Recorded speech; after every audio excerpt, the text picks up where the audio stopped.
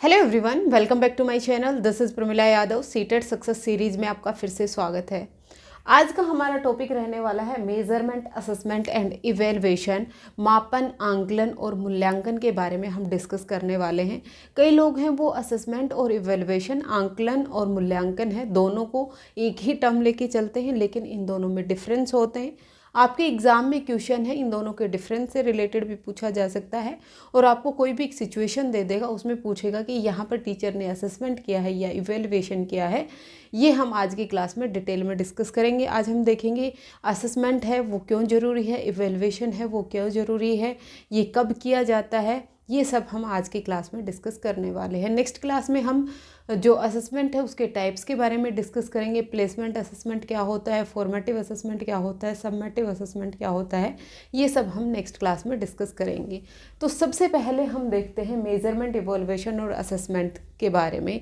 देखिए, measurement, evaluation और assessment ये किया क्यों जाता है। जब हम टीचिंग लर्निंग प्रोसेस की बात करते हैं, जब हम शिक्षण और अधिगम प्रक्रिया की बात करते हैं, शिक्षण और अधिगम प्रक्रिया जहाँ पर टीचर पढ़ा रहा होता है और स्टूडेंट हैं वो पढ़ रहे होते हैं, ये जो हमारा असेसमेंट है, जो इवैल्यूएशन है, ये शिक्षण और अधिगम प्रक्रिया का एक इंटीग्रल पार्ट होता है। ये बहुत ज़रूरी होता है। मतलब ऐसा नहीं है कि हम पहले शिक्षण कर लेंगे, शिक्षण करने के बाद हम बच्चे का इवैल्यूएशन करते हैं, हम बच्चे का एक पेपर पेंसिल टेस्ट लेंगे और फिर हम बच्चे को पास या फेल हैं वो डिक्लेयर कर देंगे, जब पहले ऐसा किया जाता था। लेकिन अभी एग्जामिनेशन सिस्टम में बहुत सारे रिफॉर्म हुए हैं कि हमें सिर्फ बच्चे को जो पढ़ा रहे हैं उसका एम सिर्फ बच्चे को पास या फेल करना नहीं है, बच्चे को नंबर असाइन करना नहीं है, बच्चे में जो कॉम्पिटेंसी है उसको डेवलप करना है, बच्चे की मीनिंग मेकिंग डेवलप करना है,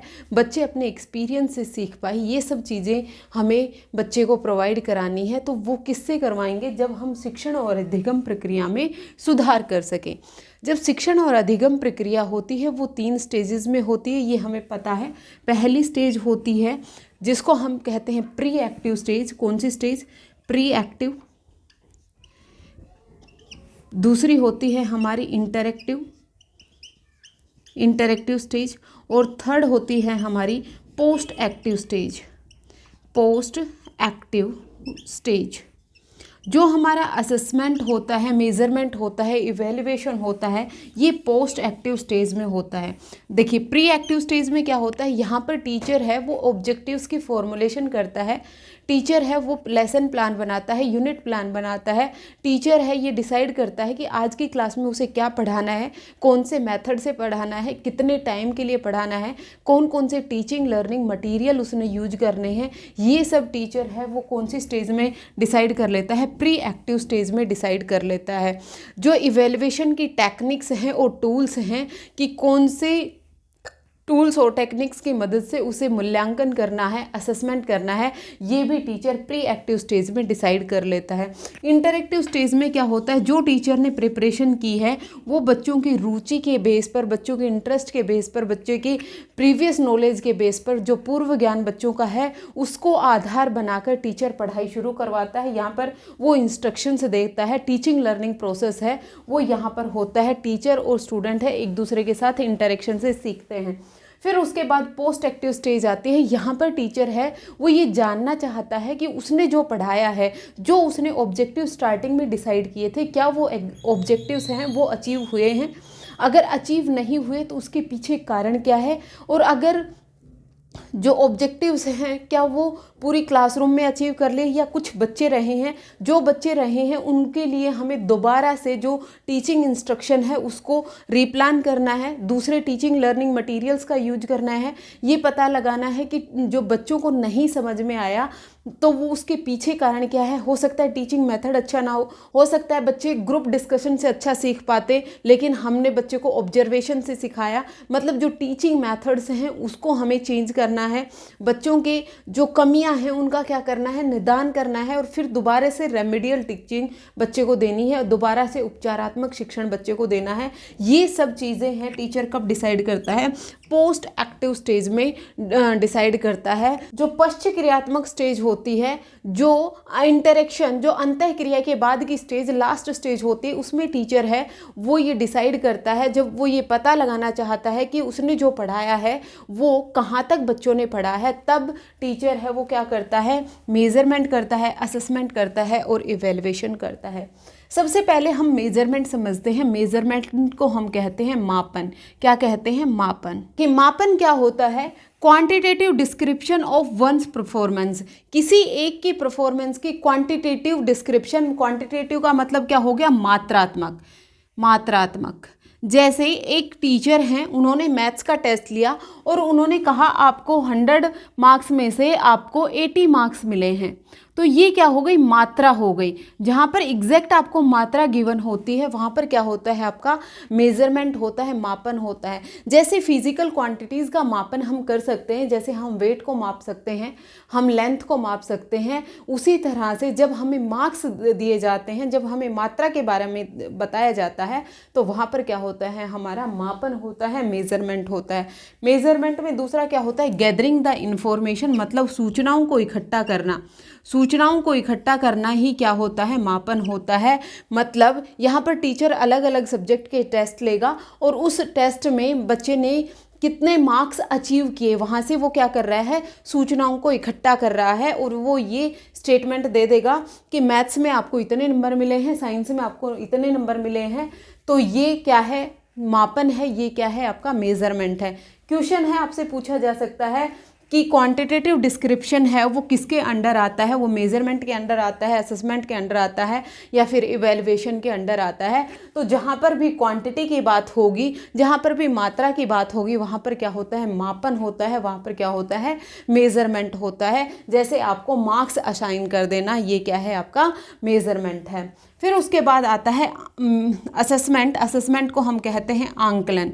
असेसमेंट को क्या कहते हैं? आंकलन कहते हैं। आंकलन है ये मेजरमेंट से ब्रॉड टर्म है। कैसे?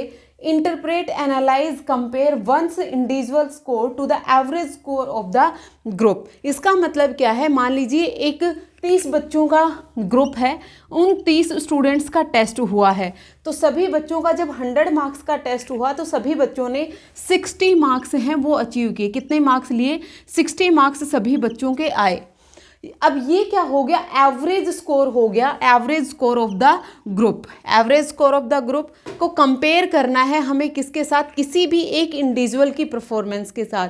किसी भी एक बच्चे की क्या परफॉर्मेंस रही उसको हम कंपेयर कर रहे हैं एवरेज स्कोर के साथ। तो वहाँ पर हम क्या कर रहे हैं?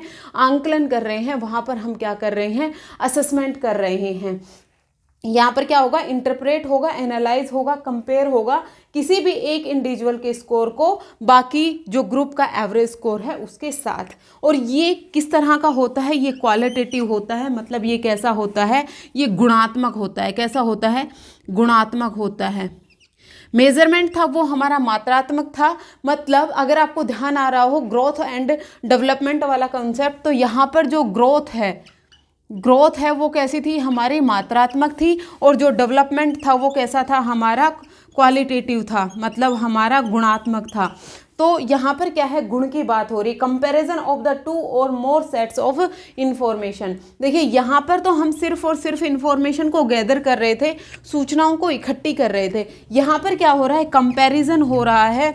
2 या 2 से ज़्यादा जो सूचनाएं हैं उनको कंपेयर किया जा रहा है। तो जहाँ पर भी कंपैरिजन होगा, इंटरप्रिटेशन होगा, एनालाइज होगा, तो वहाँ पर क्या होगा? आपका आंकलन होगा, वहाँ पर आपका असेसमेंट होगा। असेसमेंट के बाद आता है हमारा इवेल्युएशन। इवेल्युएशन को हम कहते हैं मूल्यांकन। इवेल्युएशन को क्या कहते हैं? मूल्यांकन कहते हैं। मूल्य का आंकन करना। देखिए मूल्य यहाँ पर क्या थी? मात्राएं थी, मेजरमेंट था। और आंकन करना मतलब आंकलन करना, ये किस में आ गया? असेसमेंट में आ गया। मतलब इवेल्युएशन में ये दोनों टर्म हैं वो इंक्लूड हो जाएंगी। मेजरमेंट प्लस असेसमेंट क्या कहलाएगा? हमारा इवेल्युएशन कहलाएगा, हमारा मूल्यांकन कहलाएगा। मतलब मापन प्लस आंकलन, मापन और आंकलन दोनों को शामिल कर देंगे तो क्या आ जाएगा? हमारा मूल्यांकन आ जाएगा। आपको ध्यान रखना है। तो इसमें क्या होगा? Process of collecting information on the basis of comparison of 2 और more sets of information and judgement about the attainment level. Judgement कहाँ पर होगा? मूल्यांकन में होगा। देखिए असेसमेंट में जजमेंट नहीं हो रहा था, आपको जज नहीं किया जा रहा था। जजमेंट कहाँ पर दिया जाएगा? इवेल्युएशन में दिया जाएगा, मूल्यांकन में दिया जाएगा। यहाँ पर क्या होगा? इंफॉर्मेशन भी कलेक्ट हो रही है, कलेक्टिंग और इंफॉर्मेशन भी हो रही है। बेसिस ऑफ कंपैरिजन ऑफ 2 और मोर सेट। कंपैरिजन कहाँ पर कर रहे थे हम? आंकलन में हम कंपैरिजन कर रहे थे information and judgement about the attainment level. बच्चों ने कितना सीखा है उसके बारे में हमें जजमेंट देनी है। वो हम कहाँ करते हैं? इवेल्युएशन में करते हैं, वो हम मूल्यांकन में करते हैं। जैसे हमने कहा एक बच्ची है, उसका रिजल्ट आया है और उसने अपने रिजल्ट में 87% मार्क्स को अचीव किया है और उसका जो रिजल्ट रहा है वो उसके हाफ ईयरली एग्जाम में जो रिजल्ट था उससे बेटर रहा है और उसने क्लास में फर्स्ट पोजीशन है वो अचीव की है। मैंने 3 अलग अलग स्टेटमेंट बोली हैं, ध्यान से पढ़ लीजिए। एक बच्ची है, उसके टोटल मार्क्स आए हैं 87% मार्क्स उसने अचीव किए हैं।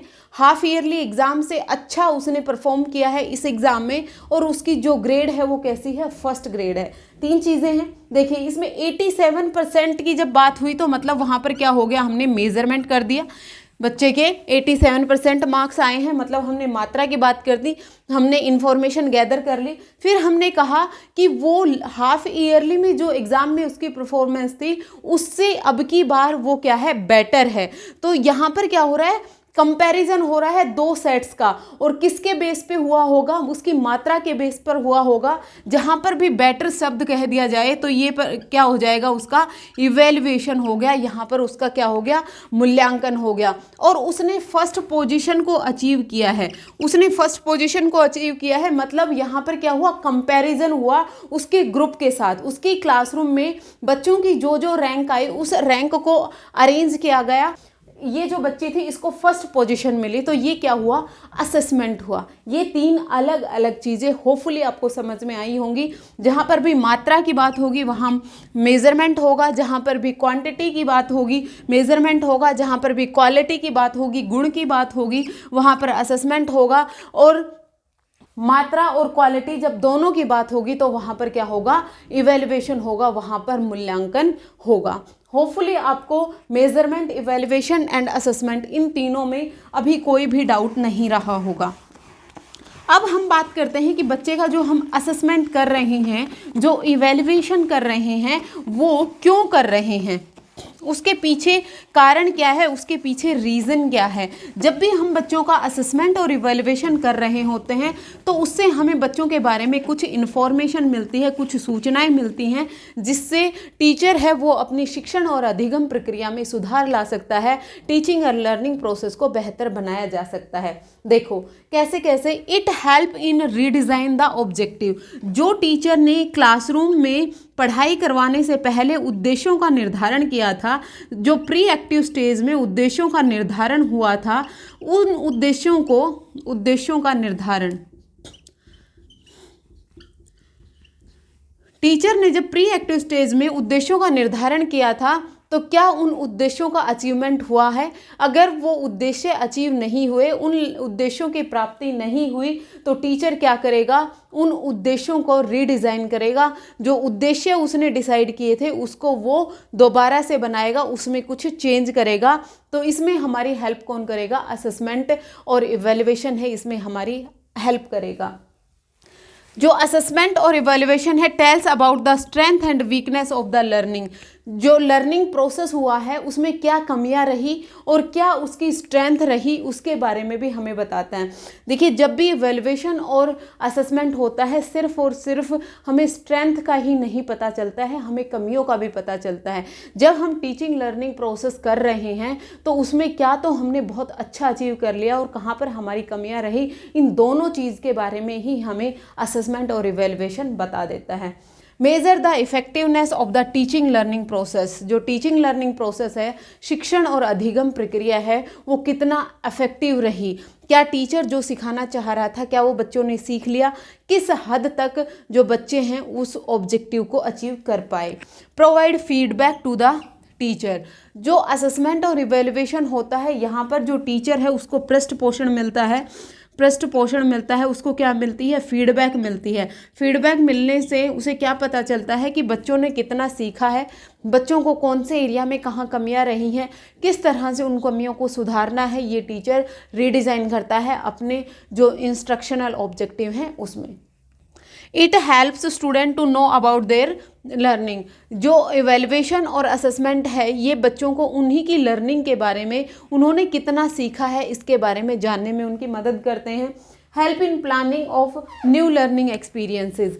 जो न्यू लर्निंग एक्सपीरियंस को प्लान करना है उसमें भी जो इवेल्युएशन और जो हमारा असेसमेंट है ये हमारी मदद करता है।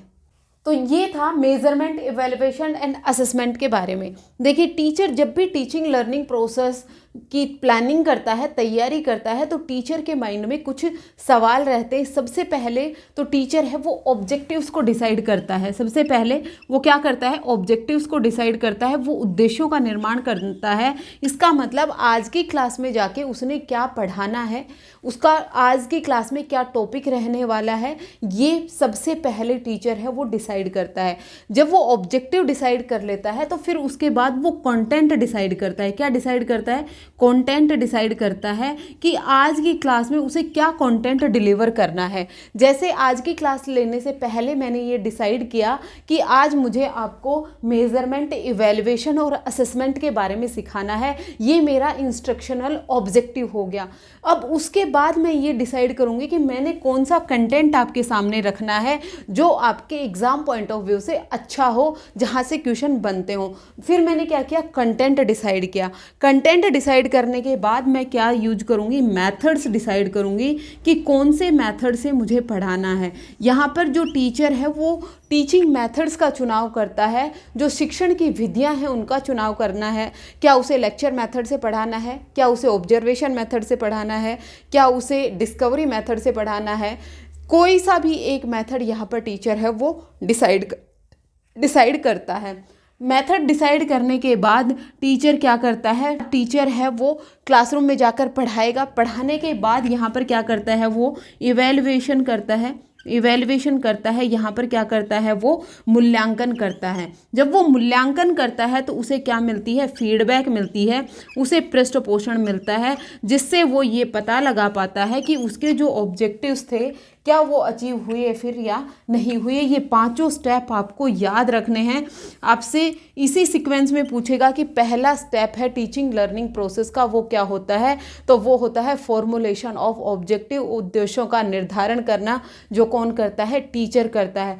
फिर उसके बाद टीचर है वो कंटेंट को डिसाइड करता है, विषय वस्तु को डिसाइड करता है कि आज की क्लासरूम में उसने कौन सी विषय वस्तु का यूज करना है। फिर उसके बाद वो शिक्षण विधियों का डिसाइड करता है, कौन सी शिक्षण विधि उसने यूज करनी है। फिर उसके बाद वो मूल्यांकन करता है, उसके बाद वो क्या करता है, इवेल्युएशन करता है, और फिर उस इवेल्युएशन से उसे क्या मिलता है, फीडबैक मिलती है, पृष्ठपोषण मिलता है। फीडबैक से उसे ये पता चलता है कि जो इंस्ट्रक्शनल ऑब्जेक्टिव उसने डिसाइड किए थे वो किस हद तक बच्चों ने अचीव किए हैं, वहाँ पर क्या क्या कमियाँ रही, उन कमियों के पीछे कारण क्या क्या रहे, और फिर से वो दोबारा से रीटीचिंग करता है। दोबारा से वो शिक्षण और अधिगम प्रक्रिया है वो दोबारा शुरू हो जाती है। जब भी टीचर पढ़ा रहा होता है तो उसे ये ध्यान रखना है कि उसे बच्चों को क्या पढ़ाना है, कब पढ़ाना है, कैसे पढ़ाना है, कौन से मेथड से पढ़ाना है, कितने टाइम में पढ़ाना है, और उसका इवेल्युएशन किस तरह से करना है, उसका मूल्यांकन किस तरह से करना है। तो इवेल्युएशन और असेसमेंट है, देखिए ये टीचिंग और लर्निंग प्रोसेस का एक इंटीग्रल पार्ट होता है। असेसमेंट और इवोल्यूशन है ये वन टाइम, कोई भी एक टाइम की प्रक्रिया नहीं होती।